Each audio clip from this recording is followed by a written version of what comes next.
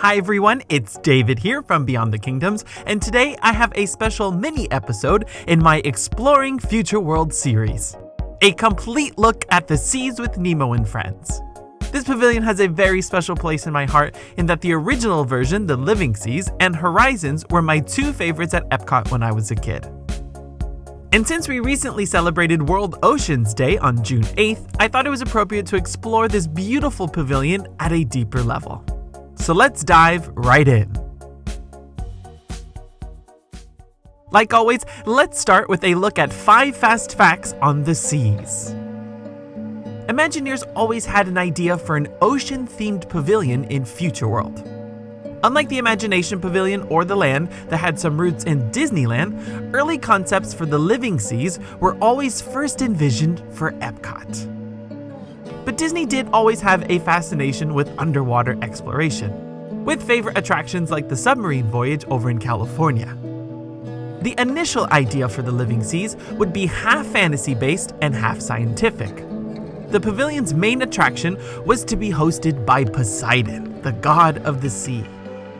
He would share stories about man's exploration of the oceans in a short pre-show film before guests would board a dark ride, with show scenes filled with special effects and perhaps even some animatronics, before transitioning into the SeaBase Alpha, an underwater scientific community.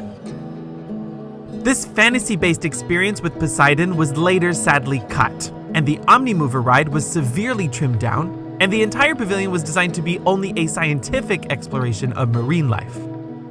But since Disney had never developed an attraction or exhibit that was so complex, construction was heavily delayed. At the time, Disney was building the largest saltwater tank in the world, and to take guests through the tanks aboard a ride vehicle was even more difficult. Not to mention the simple fact that up until the 1980s, Disney had never built an attraction with live animals before. So the pavilion became one of the last Future World attractions to open on January 15th, 1986. Like I said, the tank built inside the pavilion was the largest ever built, measuring at 47 feet high and holding more than 5.7 million gallons of water. It maintained the record of being the largest saltwater tank until the Georgia Aquarium opened in 2005. Aside from the tanks and the main attraction, the Seas is also home to one of Future World's table service restaurants, Reef Restaurant. Inside, this 200-seat restaurant is open for lunch and dinner and offers guests a spectacular view of marine life. Finally, the Seas is now home to 2 main attractions, the main Omnimover ride featuring Nemo and his friends, and Turtle Talk with Crush. When the Living Seas opened in 1986, it certainly embodied the spirit of Epcot. This was a complete scientific and educational look at life underwater and how the oceans play a vital role in our ecosystem. In the pre-show film, guests would learn how our planet was first formed and how water served as the main cradle of life. The film also showed how scientists were just beginning to understand what lies at the bottom of the ocean floor, and then ended by inviting guests to that scientific hub of the future inside SeaBase Alpha. This was when guests got to board those infamous hydrolators, elevators that traveled miles deep to the bottom of the ocean. I hate to spoil the fun, but as many of you probably know, these hydrolators didn't move an inch. It was all special effects to make it appear that you were actually moving. In reality, this just acted as a buffer zone before guests would board the sea cabs that would offer a unique tour of SeaBase Alpha. After a short 8-minute ride, guests were then dropped off at the main base where they could explore several different exhibits and research labs.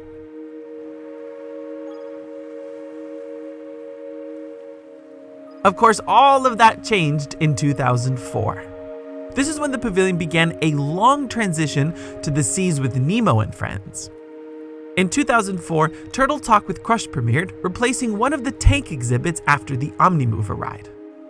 It proved to be so successful that in 2005, the Living Seas closed for a wider overhaul. The pavilion later reopened in phases, and by 2007, the Seas with Nemo and Friends opened, replacing the original Omnimover attraction. and the entire pavilion was rethemed to the Pixar film. However, the main infrastructure and core of this pavilion remained intact. Today, it features a good balance of education and entertainment tied to a popular Disney story and set of characters.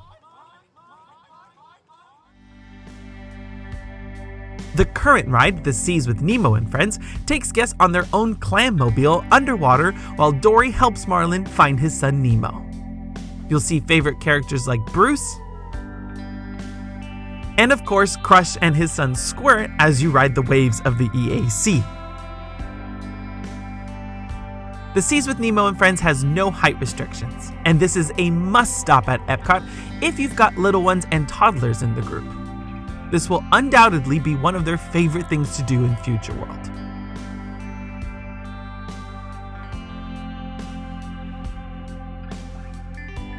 The attraction does offer FASTPASS Plus reservations and part of Epcot's Tier 2 category. But you don't really need a FASTPASS here because the line is pretty short. However, if it is a busy time of the year and you have a little one who's a huge Nemo fan, it's not a terrible idea to use FASTPASS here, just to save you some time to explore the tanks afterwards.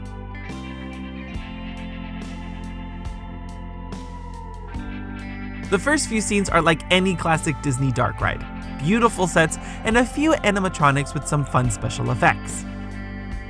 The second half of the ride is where you begin discovering the real tanks themselves, and Mr. Ray, Marlin, Nemo, and all of his other friends are mixed in with the real animals.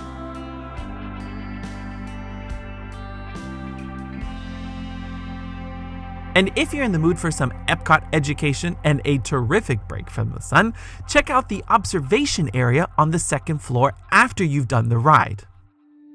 You'll see a fantastic amount of marine life up close.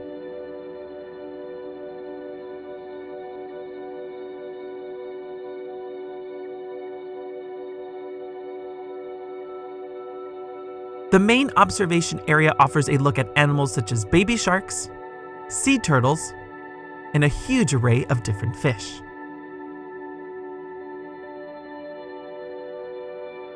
One of my favorite exhibits that's located a few steps away from the observation area is the manatee section.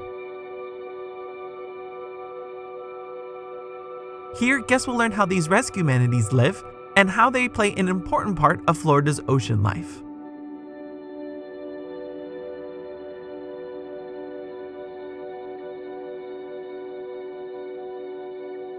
Additionally, there's some other smaller exhibits where you can see some smaller creatures, like this beautiful seahorse.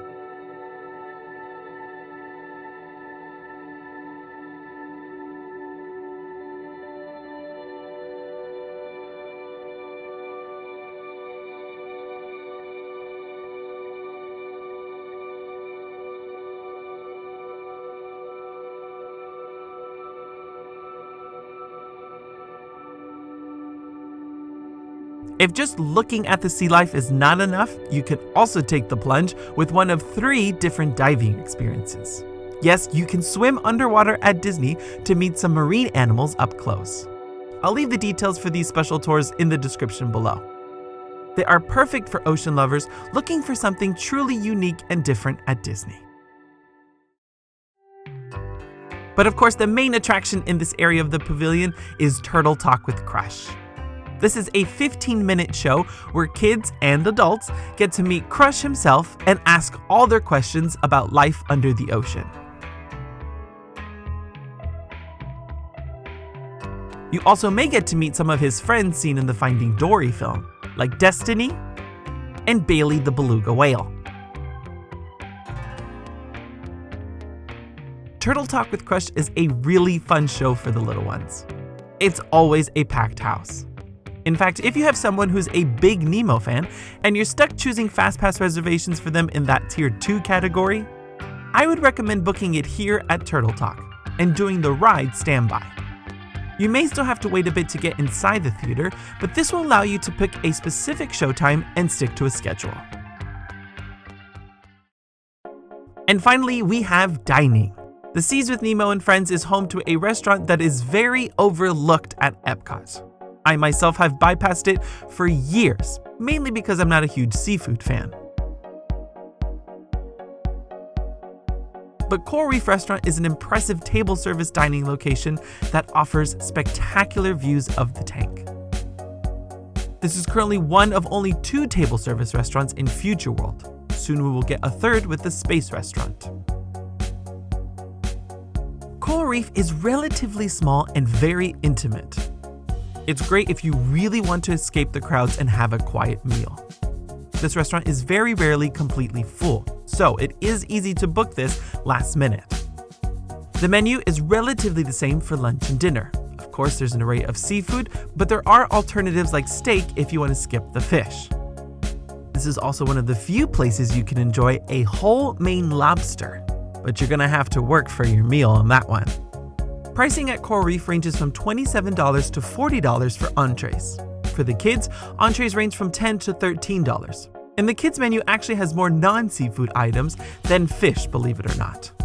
And the restaurant usually always participates in the dining packages for concerts during the various festivals at Epcot throughout the year. However, I must admit that this is only a good idea if you book the dining package with a lunchtime seating. Given the huge distance between the seas to the American Adventure, you want to give yourself plenty of time to get there. I used to not give this restaurant a lot of credit, but I recently was very surprised with my experience.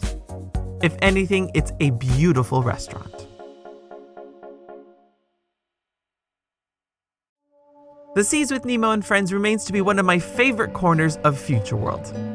It is majorly overlooked, and if you don't have kids, you can always just bypass that ride and walk straight to the tanks and exhibits if you want to see the marine life up close. If you enjoy the animal exhibits at Animal Kingdom, then you must stop here. I also think this is a great place to go just before 12 noon, when it gets really, really hot. It's best to rope drop the park and do some of the biggies like Test Track and Soarin' first, then head to this corner of Future World for a relaxing break. But sadly, guys, that brings us to the end of today's tour. But exploring the seas will continue with Foodie Friday later this week. Make sure you check into the Beyond the Kingdoms website for my full review of Coral Reef Restaurant this Friday. And tune in this Sunday for our main show, where I answer your questions in a special Q&A episode. For more details on how to submit a question, check the video description below or visit the website. But until next time, remember, if you can dream it, you can do it.